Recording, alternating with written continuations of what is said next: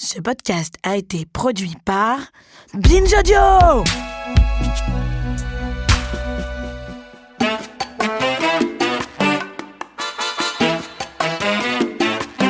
Salut tout le monde, comment ça va ? Figurez-vous que c'est le 45e épisode depuis que j'ai lancé Chaud Dedans. 45 épisodes qu'on est ensemble et que vous me donnez tellement de force pour continuer. Chaud Dedans ne serait pas là sans ses fidèles auditrices, alors un énorme merci. 45, c'est aussi cet âge bascule pour nous les femmes où la périménopause peut pointer le bout de son nez. On n'a pas encore exploré tous les bouleversements du corps liés à cette période. On pense que tout se passe au niveau des ovaires avec l'arrêt des cycles, mais en réalité une grosse partie des changements est liée à notre cerveau. Alors bonne nouvelle, en le nourrissant bien, on peut l'aider à traverser le cap. J'ai donc invité un spécialiste du cerveau et de psychonutrition pour nous aider à y voir plus clair. Bonjour, docteur Guillaume Font. Bonjour Claire. Vous êtes chercheur donc en psychonutrition, médecin psychiatre, docteur en biologie moléculaire, gros CV, et vous vous intéressez à comment bien nourrir son cerveau. C'est le titre de votre dernier livre paru chez Odile Jacob. Alors, est-ce qu'à la période de la périménopause, donc dès 45 ans et de la ménopause, il faut particulièrement prendre soin de son cerveau ? Oui, je dirais que de toutes les périodes de la vie des femmes, c'est la période où on est le plus vulnérable au stress, à l'anxiété, aux troubles de concentration, aux troubles du sommeil. Tout ça est parfaitement connu dans les symptômes de la ménopause, pas toujours attribué à des perturbations hormonales. Donc ça, vous en avez déjà beaucoup parlé avec vos invités. Ce qu'on sait moins, par contre, c'est que le cerveau se dénutrit. Et en fait, on est 80% à avoir des cerveaux dénutris dans la population générale. Pourquoi ? Parce que l'alimentation ne suffit plus à nourrir nos cerveaux.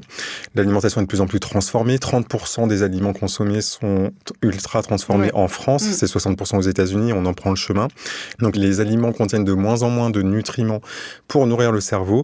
Et quand on est en période de périménopause, on a besoin encore plus de ces nutriments pour faire face, par exemple, à l'inflammation de bas grade qui peut être déclenchée par une prise de poids, par exemple, par des perturbations hormonales du microbiote. Vous avez parlé de l'ostrobolome dans d'autres épisodes. Donc, ce microbiote va être moins efficace pour protéger, par exemple, le système immunitaire. Ça va nous affaiblir et ça va affaiblir le système immunitaire du cerveau. Alors, c'est vrai que vous faites le lien, on va revenir à tout ça en détail, vous faites un lien très net entre santé mentale et nutriments, entre microbiote et anxiété. Un peu ce qu'avait montré aussi Julie Anders dans Le charme discret de l'intestin. Effectivement, le ventre et le cerveau sont très liés. On peut remercier Le charme discret de l'intestin parce que ce livre a vraiment popularisé le sujet. En fait, en France, ça a été une révolution et la conséquence, ça a été que la population était mieux formée que le corps médical. Donc moi, j'ai vu beaucoup de patients arriver en disant qu'est-ce que c'est que ce lien axe intestin-cerveau. Il se trouve que moi, c'était le sujet de mon PhD à l'époque, que j'ai terminé en 2016. Et donc, beaucoup de mes collègues ne connaissaient pas l'axe intestin-cerveau. Encore aujourd'hui, il y a beaucoup de professionnels qui ne sont pas formés, qui pensent que c'est des hypothèses de recherche, que c'est encore presque de la science-fiction. Mais ça, je l'entends de moins en moins parce que maintenant, on sait que c'est parfaitement éprouvé scientifiquement, reconnu, mais pas appliqué. C'est-à-dire que c'est reconnu, mais ça reste encore dans le domaine de la recherche, alors qu'en fait, on peut appliquer dans la pratique quotidienne déjà des choses pour nourrir son microbiote, pour protéger et nourrir son cerveau. Et c'est le sujet de bien nourrir son cerveau. C'est pour ça que j'ai écrit ce livre, qui est une espèce de mise à jour en fait du charme discret de l'intestin, parce que depuis, on a découvert énormément de choses. C'est ça, la recherche ne cesse d'avancer. Exactement, c'est un domaine en pleine explosion. Il y a tous les mois des nouvelles études. Alors évidemment, comment on se nourrit, c'est très important, vous allez nous le dire. Mais juste, j'ai vu sur un de vos posts Instagram, vous parlez d'un cercle vicieux entre l'angoisse, le stress et l'intestin. Est-ce que vous pouvez nous expliquer ? Oui, c'est une chose que j'ai découverte au cours de mes études et qui est complètement révolutionnaire. C'est-à-dire qu'il y a une boucle vicieuse qui s'installe entre l'intestin et le cerveau. Le cortisol, on le connaît parfaitement, on en parle beaucoup sur les réseaux sociaux, c'est l'hormone du stress. Ce qu'on sait moins, c'est qu'elle rend notre intestin plus perméable. L'intestin, normalement, il filtre les nutriments qui sont essentiels pour notre corps. Et quand il devient trop perméable, il va y avoir des antigènes, en fait, donc des morceaux de microbes qui vont passer dans le sang et ça va déclencher une inflammation de bas grade. Et ça va altérer notre cerveau et notre santé mentale. Alors, vous avez voulu montrer dans un livre précédent comment éviter la dépression en se nourrissant mieux, sans prétendre quand même, c'est important de le préciser, remplacer les médicaments s'ils sont nécessaires. C'est pas l'un ou l'autre. Ça, c'est un point extrêmement important. Effectivement, l'alimentation peut soigner. Moi, je le dis, je m'engage là-dessus. Pourquoi ? Parce que ça fait diminuer des symptômes. C'est parfaitement démontré. Il y a des méta-analyses. C'est le plus haut niveau de preuves scientifiques. Il y a des essais essais d'intervention. Donc, on n'est plus dans l'observation seulement, on est vraiment dans l'intervention. Maintenant, on a une méta-analyse avec plus de 1500 participants qui montrent qu'une alimentation de type méditerranéen diminue les symptômes de dépression. Il y a donc des beaucoup études... d'huile d'olive, notamment de légumes, de poissons. Majoritairement végétal. Alors justement, on se pose la question, qu'est-ce qui, dans cette alimentation, a le plus d'effets? C'est comme ça que j'en suis arrivé à travailler sur les nutriments. Ce qu'on peut dire, c'est 1, les oméga 3, 2, la vitamine D, 3, les folates et le zinc qu'on peut trouver dans des végétaux, mais également dans la viande.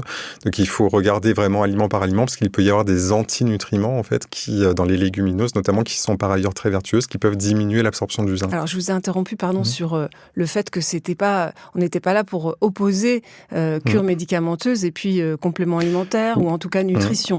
Tout à fait, parce qu'en fait, les études scientifiques montrent que les deux ensemble sont plus efficaces que chacun séparément. Donc c'est pas une opposition, en fait. Si je prends le cas de la dépression, c'est pas soit les antidépresseurs, soit l'alimentation, c'est les deux ensemble qui sont le plus efficaces. Moi, je travaille dans un centre expert pour la dépression qui ne répond pas aux médicaments. Donc en fait, tous les jours, je vois des gens qui répondent pas aux médicaments. Ça veut pas dire que les médicaments ne sont pas efficaces, ça veut dire qu'ils peuvent être optimisés et qu'il faut justement regarder chaque situation singulière.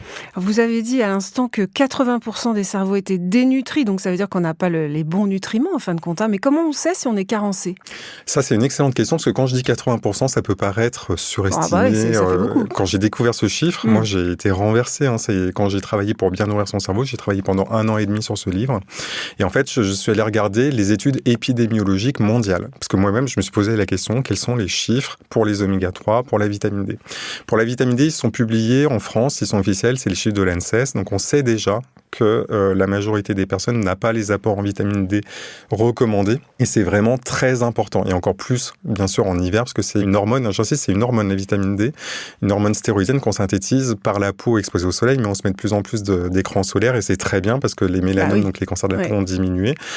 Par contre, le prix à payer, c'est qu'on synthétise moins de vitamine D par la peau. Et en fait, la conséquence, c'est que, à part en juillet-août, en fait, la majorité des gens, quand on porte des manches longues, en fait, ne synthétisent absolument pas suffisamment de vitamine D. On le sait, ça, on fait des donc des prises de sang. Pour la vitamine D, c'est prise de sang. Pour les oméga 3 aussi. Par contre, les oméga 3, c'est pas en pratique courante, contrairement à la vitamine D. Donc le dosage de la vitamine D, il existe et il est non remboursé, c'est une quinzaine d'euros. Et justement, il y a des médecins qui militent pour son remboursement à nouveau. Il était remboursé, il a été déremboursé parce qu'il y avait trop de prescriptions de dosage de vitamine D. C'est normal, elle est impliquée dans beaucoup de pathologies. Et l'autre chose dont il faut avoir conscience, c'est que les seuils de vitamine D, ils ont été définis pour le métabolisme des os, donc métabolisme osseux, pas pour le cerveau. Et on pense qu'il faut des taux plus importants pour saturer les récepteurs du cerveau, ce qu'on appelle les VDR, les récepteurs à la vitamine D. Pour les oméga 3, en fait, on dose dans la membrane des globules rouges, et ça, par contre, c'est pas disponible dans la pratique clinique, c'est des études de recherche internationale, et c'est comme ça qu'on a pu conclure que 80% de la population mondiale manquait d'oméga 3. En France, le taux moyen, il est entre 4 et 6%, il y a un index qui va de 0 à 100. Il faudrait être au-dessus de 8% pour avoir le taux d'oméga 3 optimal, donc on en est loin. Alors, le cerveau, puisque c'est aussi l'objet de vos recherches, il vieillit. Ça, quand on est en périménopause et ménopause, on le voit avec le brouillard mental, etc. Qu'est-ce qui le fait vieillir, justement, le cerveau? Oui, j'ai entendu dans votre podcast, on a l'impression de prendre 20 ans d'un coup. C'est vraiment ça, effectivement, qui m'est rapporté dans les témoignages. Qu'est-ce qui se passe dans le cerveau? En fait, il y a plusieurs choses qui vont ensemble. Le cerveau, il a été fragilisé par souvent des années d'alimentation pauvre, et c'est pas de notre faute, parce que même quand on essaye de bien manger, on n'a pas les apports nécessaires. Pourquoi?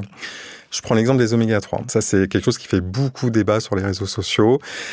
On va dire qu'il y a 2 grands mouvements. Il y a le mouvement qu'on va appeler le food first, c'est-à-dire commencer par bien manger et ça suffit, l'alimentation va vous apporter tous les nutriments dont vous avez besoin. Et ça, de mon point de vue, c'est plus vrai actuellement. J'explique tout avec les études à l'appui dans Bien nourrir son cerveau. Pourquoi c'est plus vrai? Moi, c'est ce qui m'avait été enseigné dans les études de médecine il y a 20 ans. Et en fait, si je prends l'exemple des poissons gras, les taux d'oméga 3 du poisson d'élevage, qui est donc le poisson majoritairement consommé aujourd'hui, le saumon, le thon. Quels sont-ils? On va dire les petits qui sont ceux qui sont recommandés, c'est les sardines, les maquereaux, les harengs, les anchois. Et puis les gros qui sont les plus populaires, c'est le saumon et le thon. Voilà, les plus fréquents. Donc en fait, c'est des poissons très gras. Et justement, les oméga 3 se stockent dans la graisse. Donc c'est pour ça qu'ils sont plus riches en oméga 3 en opposition aux poissons maigres. Et le problème, en fait, il y a plusieurs problèmes d'ailleurs. Bon, numéro 1, c'est les contaminants. Donc le cadmium dont on a beaucoup parlé cette année avec le chocolat et les céréales non bio. Ouais. En fait, c'est l'ANSES qui, depuis 2010, ça date pas d'hier, dit qu'il ne faut pas consommer plus d'1 portion de poisson gras par semaine à cause des contaminants. Alors certes, les gros poissons sont plus contaminés que les petits, mais pour les aussi, petits... on parle du cadmium, mais il y a du plomb. Le plomb, digoxine, il y a plein de choses qui attaquent le cerveau. Et en 2024, le PNNS, donc Programme National Nutrition Santé de l'ANSES, maintient qu'il ne faut pas dépasser 1 portion de poisson gras par semaine. Tout poisson confondu. Il n'y a pas de distinction entre les petits et les gros. D'accord. Alors, il y a des gens qui vont dire... On ne prend pas ça en compte, moi j'en fais pas partie, et qui vont dire manger des sardines 2 fois par semaine ou 3 fois par semaine en fonction de vos besoins, et ça suffit. Ça, c'est une première ligne. Moi, je dis pourquoi pas, mais c'est pas sécure. De mon point de vue, on ne sait pas, en fait, en termes de contaminants, est-ce que ça va faire plus de bien que de mal? Et en fait, il y a eu des recommandations en 2022 qui ont été publiées par l'INRAE à Montpellier, et ils ont exclu les oméga-3 du calcul, parce qu'ils m'ont dit que c'est impossible d'atteindre les objectifs d'oméga-3, parce qu'il faut rappeler que ce poisson, il est très gras, donc très calorique, et on a une alimentation qui est déjà trop calorique. Donc, en fait, ça va favoriser la prise de poids. Et donc, attendez, moi, je me suis mise à manger des sardines 2-3 fois par semaine, parce que justement, j'avais bien entendu qu'il fallait manger des oméga-3. Voilà. Et donc, ça suffit pas, ça. Alors, si on regarde est un peu perdu quand même. Si on regarde purement en fait la quantité d'oméga-3, ça doit être suffisant pour la majorité des gens. Après, il faut toujours rapporter au cas par cas parce qu'il y a des personnes qui ont des problèmes d'absorption des oméga-3 ou qui ont de l'inflammation de bas grade et qui nécessitent des doses plus élevées d'oméga-3. Si on dit à tout le monde, mangez des sardines 2 ou 3 fois par semaine. Ça a déjà été dit sur des plateaux télé. Résultat, moi je suis allé le lendemain au supermarché, il n'y avait plus une boîte de sardines dans les rayons. Par contre, le thon était plein. Donc ça veut dire que les messages de santé publique, ils fonctionnent. Mais en fait, ça veut dire quoi aussi? Ça veut dire que si on se mettait tous demain à manger des sardines plusieurs fois par semaine, il n'y en aurait plus en stock parce qu'on n'en a pas assez pour nourrir tous les cerveaux. On est 8 milliards d'êtres humains. C'est vrai, c'est un point. Et le calcul a été fait. Il faudrait multiplier par 7 les stocks de poissons d'élevage parce que le poisson sauvage, il n'augmente plus depuis les années 80. Et donc, en fait, on n'a pas les moyens, en termes de soutenabilité environnementale, de nourrir 8 milliards de cerveaux avec des poissons. Donc, la seule solution, c'est l'huile de microalgues, Schizochytrium, qui est la vraie origine des oméga-3 dans le plancton dont se nourrissent les poissons. Ne dites pas tout, parce qu'on va y revenir. Pour revenir au cerveau, docteur Font, il manque d'oméga-3, donc ça, j'ai bien compris. Mais pourquoi ? À quoi il sert cet oméga-3 ? Le DHA, en fait, on ne parle pas de n'importe quel oméga-3 et ça, c'est une source de confusion très fréquente. J'entends par exemple, moi je nourris mon cerveau en oméga-3 en mangeant de l'huile de lin, de colza, des graines de chia. Ces oméga-3 qui se trouvent dans les végétaux, attention, une algue n'est pas un végétal, c'est ni animal ni végétal, c'est un autre règne, c'est plus proche, on va dire, des bactéries pour caricaturer. Mais c'est pas, quand on parle d'oméga-3 végétal, on parle vraiment, des graines de lin, de chia, de l'huile de noix par exemple, etc. Cet oméga-3 s'appelle l'ALA et il y a 0,5% à peu près qui se convertit en DHA, qui est le vrai oméga-3 nécessaire à nos neurones. Donc en fait, on voit qu'on n'y arrivera jamais en fait avec juste une alimentation végétale. Ce qui pose la question pour les personnes végétariennes et véganes. Donc ça, c'est déjà un premier point. Le pourcentage de personnes végétariennes et véganes augmente dans la population et même les personnes flexitariennes n'ont pas les apports en oméga-3 nécessaires. Il y a des personnes aussi qui n'aiment tout simplement pas le poisson. En fait, il y a moins d'un tiers des Français qui consomment du poisson 1 fois par semaine. Donc ça, c'est une réalité. Et ça continue à diminuer depuis 10 ans. C'est moins 0,44% par an depuis 10 ans. Par contre, paradoxalement, les chiffres d'oméga-3, ils ont tendance à s'améliorer en France. Ça vient d'où ? Ça vient du fait que 60% des Français consomment des compléments alimentaires. Donc c'est pour ça que par rapport au premier mouvement qui s'appelle le Food First, moi, je suis vraiment très pragmatique dans ma pratique quotidienne. Les personnes me demandent des solutions. La seule façon de vraiment savoir ce qu'on amène au cerveau et de façon sécure, c'est la standardisation. Donc savoir quelle dose précise on amène. Et ça, c'est par les compléments alimentaires qu'on peut l'atteindre. Mais par contre, je ne dis pas qu'il ne faut pas manger de poisson gras, attention. On peut faire les deux et c'est les deux qui sont le plus efficaces pour atteindre l'objectif. Par contre, on ne peut pas se passer, à mon sens, de l'huile d'algue d'un point de vue de santé publique. Alors, redites-nous pourquoi il faut que notre cerveau ait des oméga-3. Donc, le DHA, c'est un constituant de la membrane des neurones. C'est un assouplissant, en fait, un fluidifiant membranaire. Si on manque de DHA, c'est comme une voiture qu'on entretient avec un mauvais carburant. Les circuits vont s'encrasser et la voiture, après, ne va plus démarrer. C'est exactement ce qu'on expérimente dans le brouillard mental, le brouillard cognitif, et notamment en période de périménopause. C'est que le cerveau manque de nutriments. Quels sont ces nutriments ? Donc le DHA dont on est en train de parler, la vitamine D qui est une hormone stéroïdienne qui module l'immunité, les méthylfolates qui sont des cofacteurs de synthèse de neurotransmetteurs bien connus comme la dopamine, la sérotonine qui vont réguler notre humeur, d'où les problèmes de variation d'humeur pendant la ménopause dont on parle beaucoup, et le zinc qui est un nutriment essentiel dans certains neurones riches en glutamate. Le glutamate, c'est un excitateur, en fait, c'est ce qui permet au cerveau de s'éveiller, en fait, et donc dans le brouillard mental, le zinc est impliqué probablement dans la plupart des cas. Alors en gros, donc si j'ai bien compris ce qu'on a dit jusqu'à présent, avec les oméga 3 et de la vitamine D, si on en a en quantité suffisante, déjà on est bien armé. En fait, pour moi, ce que je dis, c'est commençons par s'assurer qu'on a les apports en oméga 3 et vitamine D nécessaires, et ensuite on réfléchit, et je dirais, quel que soit le problème, en fait, dès qu'on est dans une pathologie chronique, inflammatoire, pour moi, il faut commencer par là, en fait. Même en santé mentale, quel que soit le trouble du sommeil, trouble de l'attention, vulnérabilité au stress, il faut d'abord s'assurer que notre cerveau est bien nourri. C'est la base de tout. Parce que le cerveau, il faut bien prendre conscience que c'est l'organe, bon déjà c'est le seul qui s'est donné son propre nom, mais en plus c'est la base de notre expérience de la réalité. La même journée, on va pas du tout la vivre de la même façon, même s'il y a des challenges, même s'il y a du stress, si on a un cerveau dénutri ou si on a un cerveau bien nourri. Un cerveau dénutri, c'est comme sortir en hiver en t-shirt, on n'est pas du tout protégé et on est exposé, on est à vif en fait face à tous les événements de la vie qui peuvent bien sûr nous challenger de façon impromptue. Je comprends. Alors, vous nous direz tout à l'heure aussi ce qu'on prend au petit déjeuner pour partir du bon pied. Alors, effectivement, on a déjà assez intégré quand même que, et spécialement les femmes de mon âge, oméga 3 et vitamine D, les médecins d'ailleurs les prescrivent, la vitamine D en ce qui me concerne, et en ce qui concerne plein de femmes. On a compris qu'il fallait ça. Et je reviens à ce que vous disiez sur le végétal. Les industriels, ils ont bien compris ça, toutes les recommandations santé qu'on peut avoir.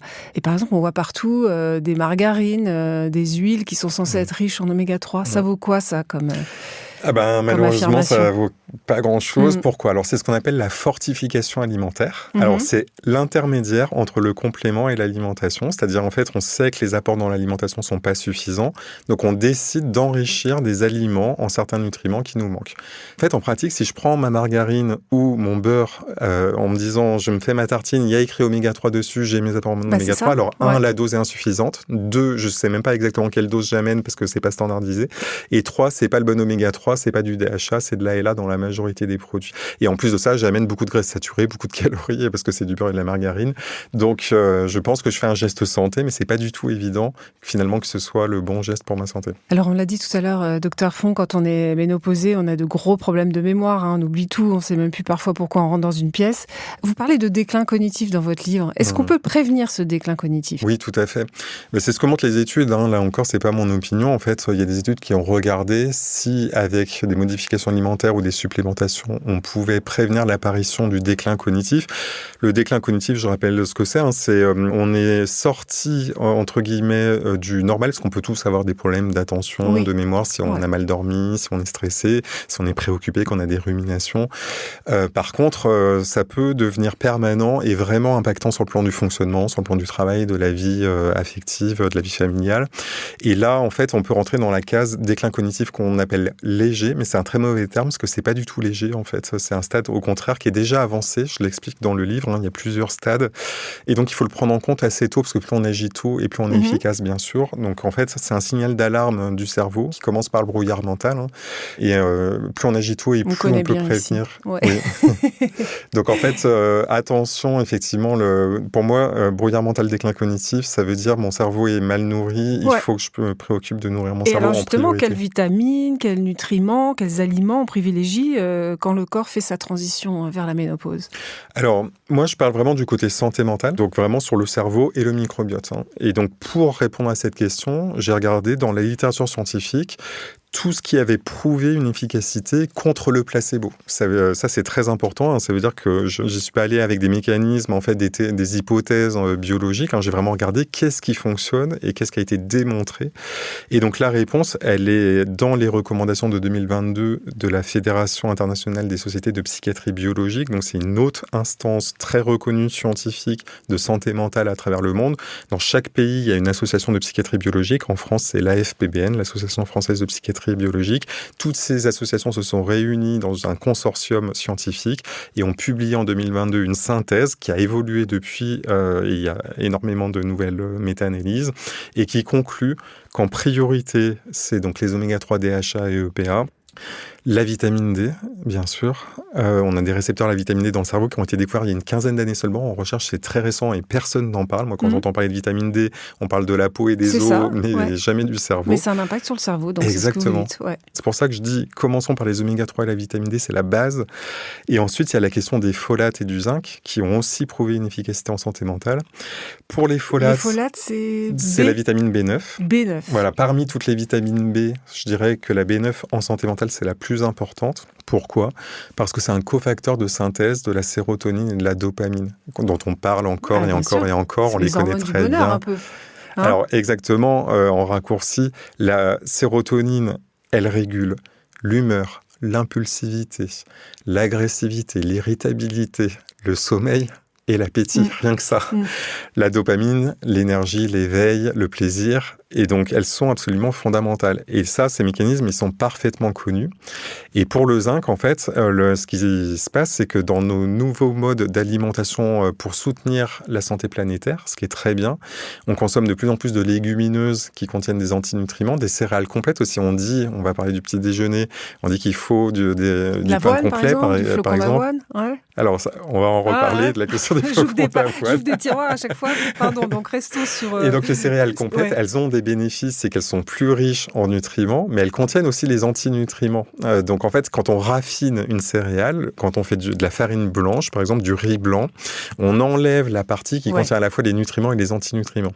Et la conséquence de ça, donc ça c'est publié par l'ANSES aussi, c'est pas des choses sorties du chapeau, c'est qu'on a en fait besoin d'apports plus élevés parce qu'on a plus d'antinutriments dans l'intestin. Ces phytates diminuent l'absorption du zinc.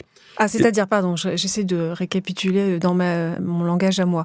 Si on prend du pain complet ou des flocons d'avoine, ça risque d'empêcher en fait certaines vitamines. C'est ça. Alors voilà, les céréales complètes et les légumineuses, comme les pois chiches, les lentilles, en fait contiennent des protéines végétales. Donc c'est très bien les protéines végétales. Il faut augmenter nos protéines végétales. Elles contiennent des glucides complexes. Il y a plein d'avantages en fait à ces aliments-là. Par contre, elles contiennent des phytates. Alors en fait, on peut les diminuer en faisant tremper, etc. Mais il en reste quand même à la fin. Et ces phytates diminuent l'absorption du zinc dans l'intestin. Donc en fait, on a besoin de plus d'apports de zinc et comme on mange moins de viande aussi, ce qui peut être bénéfique pour d'autres facteurs de santé, comme le diabète ou d'autres, du coup on a moins de zinc qui arrive au cerveau. Or, il y a des neurones qui ont vraiment besoin de zinc pour fonctionner. En fait, ça c'est quelque chose aussi dont personne ne parle, alors que c'est dans les rapports de l'EFSA, l'Autorité européenne de sécurité alimentaire. C'est compliqué en fait de bien se nourrir, parce que parfois on pense bien faire. Alors là où vous m'avez aussi un peu perdu dans votre livre, c'est quand vous dites que l'excès d'oméga 6 par rapport aux oméga 3, alors moi je pensais tous les oméga, c'était bien, accélère le vieillissement du cerveau. Et là vous listez des tas d'aliments que je croyais sains et très bons pour la santé, comme l'huile de sésame que j'adore, l'huile de lin, le beurre de cacahuète, le pesto, etc. etc. Donc faut faire attention. Alors, en fait, tout est dans la modération. En fait, les oméga 6, vous avez raison, c'est bon pour la santé, pour le cerveau, on a besoin d'oméga 6. Mais dans l'alimentation, il y en a trop. Donc en fait, c'est pour ça que j'en parle pas. Je dis pas il faut manger parce qu'on en mange déjà beaucoup en fait. Donc le problème par contre, c'est qu'on mange pas assez d'oméga 3. Et c'est le rapport entre les deux. Qu'est-ce qui se passe en fait ? Dans le cerveau, il y a des récepteurs à oméga. Si face à 10 récepteurs, j'apporte 2 oméga 3 et 8 oméga 6, eh ben ils vont saturer 8 récepteurs sur 10. Or en fait, il faut un équilibre. Exactement. C'est l'un ou l'autre. Le récepteur, il va choisir en fonction de ce qui se présente à lui. Alors, vous élaborez vous-même, docteur Font, des compléments alimentaires au sein de l'entreprise Psaume que vous avez cofondée. Donc, vous ne direz pas le contraire, évidemment, mais vous croyez qu'il faut absolument prendre des compléments alimentaires ? C'est ça un peu que je comprends. Alors, en fait, moi, je veux que des personnes heureuses. S'il y a des personnes qui estiment que par leur alimentation en food first, ils arrivent à avoir tous les nutriments dont ils ont besoin, pour moi, c'est OK. En fait, il se trouve que, à titre personnel et dans ma pratique, j'ai besoin des compléments alimentaires, en fait. Je ne peux pas me fier à une alimentation parce que je ne vais pas consommer du poisson gras plus d'une fois par semaine. Je vais respecter le programme national nutrition santé. Je ne vais pas prendre le risque pour moi, pour mes enfants, pour mes proches, de dire qu'il faut manger du poisson plusieurs fois par semaine en sachant tous les problèmes de contaminants qu'on trouve. Et encore, on n'a pas parlé des microplastiques, des PFAS, etc. Donc, en fait, le poisson, c'est vraiment un aliment qui est en train d'évoluer à cause de l'empoisonnement de notre environnement. Ce n'est pas soutenable sur le plan environnemental. Ouais. Pour moi, la soutenabilité environnementale, elle est capitale. Donc, la santé planétaire ne peut pas être une option. Et ça, j'appelle tous les collègues de professionnels de santé qui donnent des messages de santé publique à toujours prendre en compte la santé planétaire, parce que parfois, j'ai l'impression que ça n'a pas été pris en compte, notamment quand on dit qu'il faut manger du poisson plusieurs fois par semaine. Ça ne prend pas en compte les réalités budgétaires aussi, l'endroit où on vit, etc. Et pour moi, j'essaye de faire en sorte que les recommandations que je donne soient applicables par tous et actuelles, en fait, en fonction de notre environnement, de la société. Cela dit, les compléments alimentaires, ça coûte aussi. Est-ce qu'on peut se permettre de se supplémenter comme ça chaque mois quand on a un petit revenu et quand on voit que la moindre boîte, c'est quand même entre 35 et 45 €, quoi. C'est une vraie question, le budget. Par exemple, 40 € par mois, c'est 1,30 € par jour. Donc, en fait, la question, effectivement, c'est 1,30 € par jour. Où est-ce que je les mets ? Donc, il y a des personnes qui n'ont pas 1,30 € par jour. Moi, j'appelle de mes voeux les décisions de santé publique. C'est pour ça qu'il y a des programmes de fortification alimentaire, mais qui ne sont pas assez efficaces. On l'a vu avec la vitamine D. Pour le iode et le sel de table, on consomme moins de sel à cause des problèmes d'hypertension et c'est très bien, mais du coup, on absorbe moins d'iode. Donc, en fait, les problèmes d'iode commencent à revenir aussi en santé publique. On n'a pas de fortification alimentaire en folate, alors que l'ANSES l'appelle depuis 2024 dans un rapport qui a été publié. Donc, en fait, s'il y a à côté des politiques de santé publique qui donnent des solutions, moi, je serais le premier ravi, en fait. Mais c'est pas du tout le sens actuellement des politiques de santé. Enfin, en tout cas, j'ai rien entendu de tel. L'ANSES, donc depuis 2024, demande un programme de fortification en folate, on l'a pas vu apparaître. Les oméga 3, même chose, on n'a pas de solution, en fait, à part de dire de manger des sardines 2 ou 3 fois par semaine. Donc, et avec tous les problèmes que cela pose. Et on prend pas en compte, en plus, la réalité de la consommation alimentaire des Français. Pour moi, la première action, c'est la diminution des aliments ultra transformés. On fait déjà un énorme pas pour sa santé, en fait, si on diminue la part d'aliments ultra transformés de notre alimentation. Donc, attention, je souhaite pas caricaturer le message. Les compléments alimentaires, comme leur nom l'indique, c'est en complément d'une alimentation saine et équilibrée et dans un mode de vie sain. Donc, bien sûr, avec l'activité physique, la lutte contre la sédentarité, la connexion à la nature, la connexion sociale, ça ne remplace pas tout ça. Parce que vous savez qu'il y a quand même aussi beaucoup de médecins qui ne sont pas forcément favorables aux compléments alimentaires, qui doutent de leur efficacité. Oui, alors j'ai entendu ça dans votre émission il y a quelques semaines. C'est bien, c'est la pluralité des moi, je suis OK, en fait. Mais qu'est-ce qui se passe quand j'entends ça ? Déjà, j'étais comme ces médecins, en fait, avant de lire la littérature. Alors, pourquoi il y a des médecins qui donnent des discours contradictoires ? On l'a évoqué avec la cardiologie et les oméga 3. La première explication, c'est qu'on n'a pas les mêmes disciplines. C'est-à-dire, moi, je suis vraiment psychiatre en santé mentale, docteur en biologie cellulaire et moléculaire. Donc, j'ai lu les études spécifiques de ce domaine-là. Donc, moi, je parle du cerveau et du microbiote. Quelqu'un qui va parler de la thyroïde, de la ménopause d'une façon générale, du cancer, par exemple, et encore, le cancer, ça rejoint beaucoup la santé mentale, ne va pas tenir le même discours parce qu'il ne lit pas les mêmes études. Donc, en fait, chacun va avoir midi à sa porte. Moi, j'essaye d'avoir une approche holistique, d'avoir des recommandations valables pour tout le monde, mais je pars du principe que le cerveau est l'organe le plus important et qu'il faut en prendre soin. Il est vascularisé, il a des vaisseaux comme le cœur, donc en fait, tout ce qui marche pour le cœur, ça marche pour le cerveau et vice-versa. Et par contre, quand j'entends si c'est pas trop cher et si c'est pas dangereux, pourquoi pas. Enfin, pour moi, si un complément alimentaire ne fait pas mieux que le placebo, même à 1 €, c'est déjà trop. Ça sert à rien.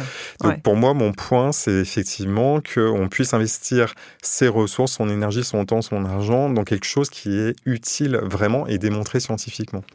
Alors, vous donnez plein d'autres conseils dans votre livre, notamment pour démarrer du bon pied sa journée, nutritionnellement parlant.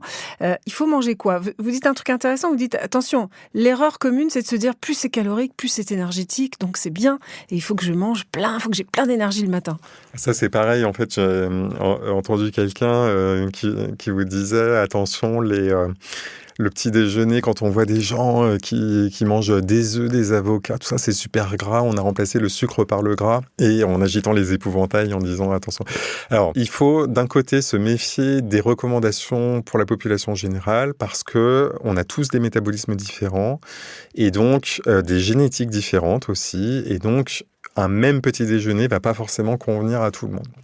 Et donc pour le petit déjeuner, au final, donc on va dire la première prise alimentaire de la journée, c'est là où c'est le plus intéressant d'avoir les protéines et les graisses, les bonnes graisses de la journée.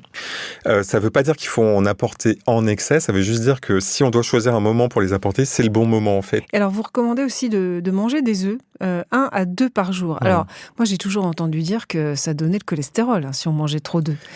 Alors, ça, effectivement. C'est un faux ou un tox alors? En fait, une partie du cholestérol est synthétisée de façon endogène, c'est-à-dire que c'est notre corps qui le synthétise et ça, c'est génétique. Donc, il y a des personnes qui vont avoir des niveaux de cholestérol élevés, c'est génétique, qui pourront, entre guillemets, rien y faire, mais il faudra faire attention, etc. J'avais un professeur de biologie cellulaire il y a 20 ans qui disait attention, à partir de 2 œufs par jour, on atteint tout le cholestérol journalier recommandé, donc ça veut dire que tout le reste du cholestérol est en excès. Et ensuite, il y a eu ce mouvement, à juste titre, qui a dit attention, parce qu'en fait, toutes ces études ont été financées par des lobbies, en fait, et il y a eu plusieurs grandes vagues, effectivement, où on se dit, on s'est trompé de cible. On a diabolisé le cholestérol, mais en fait, c'était pas ça la vraie cible, parce que qu'est-ce qui crée du cholestérol dans le corps? C'est le sucre, en fait. Et là, on est en train d'en revenir, et que finalement, les personnes qui ont trop de cholestérol, c'est souvent qu'elles mangent trop sucré et trop de sucre rapide. Ouais. Et donc, en fait, actuellement, la cible, on va dire, la target, c'est surtout le sucre rapide. Mais il y a aussi les graisses saturées, les deux ensemble. Enfin, globalement, on a trop de calories et pas assez de nutriments, en fait. Trop de calories vides, c'est comme ça qu'on appelle ça, qui viennent des aliments ultra transformés. Et donc, on apporte trop d'énergie à notre corps en la dépensant pas assez.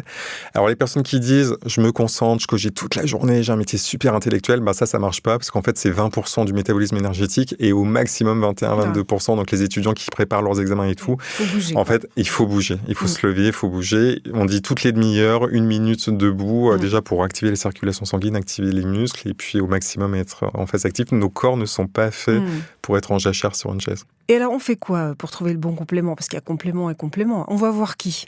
C'est toute la question, en fait, de savoir... Moi, je partais du principe, je travaille en santé publique. À partir du moment où je dis, il faut aller voir un professionnel de santé, aller voir votre médecin. Alors déjà, la plupart des gens me répondent, mon médecin me dit qu'il y connaît rien. Oui. Et c'est normal, les médecins ne sont pas formés.